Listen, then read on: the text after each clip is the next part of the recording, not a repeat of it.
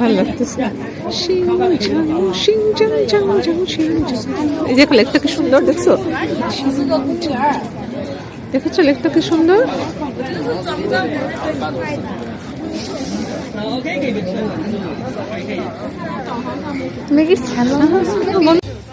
Hello everyone, আমরা এখন forbidden সিটিতে ঘুরতে এসেছি। ফরবিডেন সিটিতে এরকম চাইনিজ মেয়েরা ওরা ফটোশ্যুট করছে, মেকআপ করে, ড্রেস হায়ার করে পরে এরা সব ফটোশ্যুট করতে এসেছে। আপনারাও চাইলে করতে পারবেন, বাট আমাদের কাছে সময় নেই, সো আমরা করছি না। Forbidden city, forbidden city Ming dynasty আমলে 1406 সালে এটার কনস্ট্রাকশনের কাজ শুরু হয় এবং 14 বছর লাগে এটার কনস্ট্রাকশন করতে, এবং 1420 সালে এটার কনস্ট্রাকশনের কাজ শেষ হয়।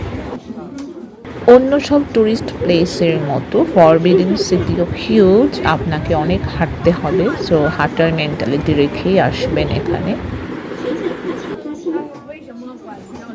আর চায়নাতে যে কোনো জায়গায় ঘুরতে হলে বাংলাদেশি ট্যুরিস্টের জন্য আইডি কার্ড হচ্ছে গিয়ে আপনার পাসপোর্ট। সো পাসপোর্ট সবসময় ক্যারি করবেন, কারণ কোথাও আপনার এন্ট্রি করতে হলে এভাবে পাসপোর্ট স্ক্যান করে আপনাকে ঢুকতে হবে।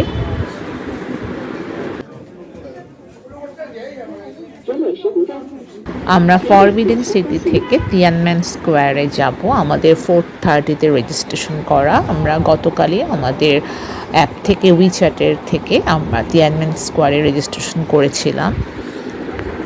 কি বলবা? সুসুয়া সুসুয়া। ওরা তো টয়লেট বুঝে না, সেই ট্রান্সলেটরে বের করতে করতে বাথরুম হয়ে যাবে, এই জন্য সুসুয়া শিখে রাখবা। সুসুয়া। হ্যাঁ, মিং ডাইনেস্টি এবং কিং ডাইনেস্টি আমলে 1420 থেকে 1912 সাল পর্যন্ত এখানে অর্ডিনারি লোকজন প্রবেশ করতে পারত না, এই জন্য এর নাম দেওয়া হয়েছে ফরবিডেন। আমরা ডিডি হায়ার করে এখানে এসেছি, আর আমরা টিকিটটা এখান থেকে করেছি, এন্ট্রি টিকিট এখানে করা যায়। সো এখান থেকেও আমরা ডিডি হায়ার করে চলে যাব তিয়ানমেন স্কোয়ারে। তিয়ানমেন স্কোয়ার খুব কাছে, আপনি ইচ্ছা করলে মেট্রো ইউজ করতে পারবেন।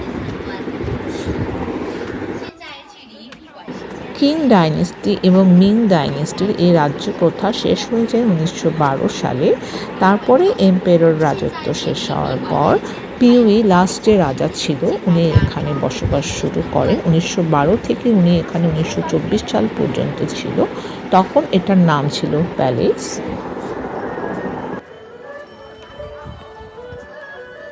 পরবর্তীতে 1925 সাল থেকে এটার নামকরণ করা হয় প্যালেস মিউজিয়াম, যেটাকে জাদুঘরে ট্রান্সফার করা হয়, এবং এখন পর্যন্ত এটাকে প্যালেস মিউজিয়ামই বলে। এরপরে ওয়ার্ল্ডের হেরিটেজ সাইট হিসাবে ইউনেস্কো এটাকে স্বীকৃতি দান করে পরবর্তীতে 1987 সালে।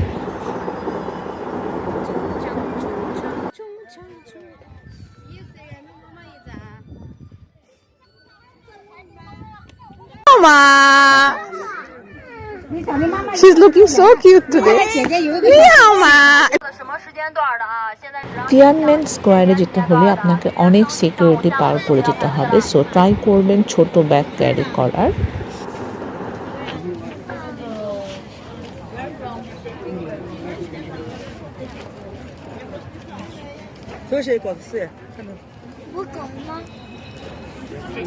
什么时间段的啊？现在只让进降旗，夜间时间段的，预约升旗上午、下午的就不要排队了。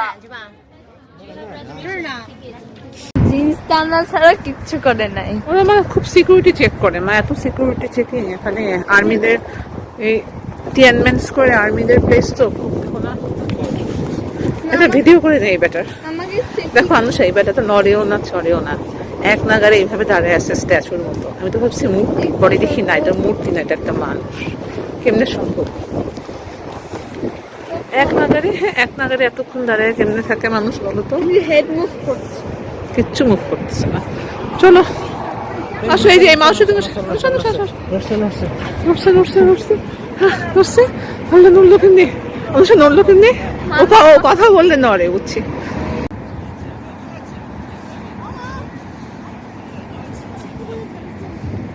আসলে মাউস, এই যে ছবিটা দেখে নি অনুষা,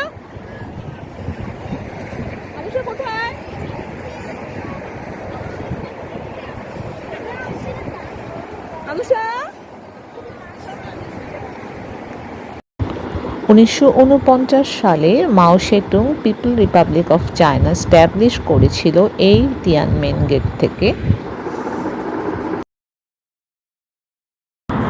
মাও সেতুংকে অনার করে মনে হয়, মাও সেতুংয়ের ছবি না মনে হয় অনার করে।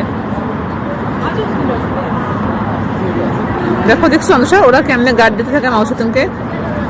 সবসময় দুজনের ডিউটি হচ্ছে এরকম, একবার প্যারেড করে সামনে যায় পিছিয়ে আসে, মাও সেতুংকে স্যালুট করে ওরা সবসময়। দেখছো অবস্থা।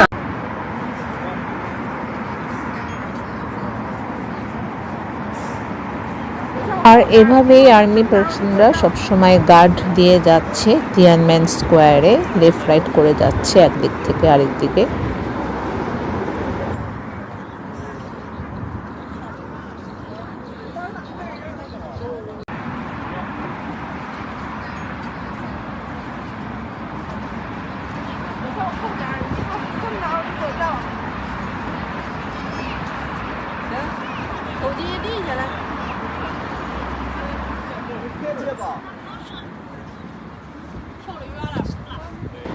সবাইকে অনেক থ্যাংক ইউ আমাদের সাথে থাকার জন্য।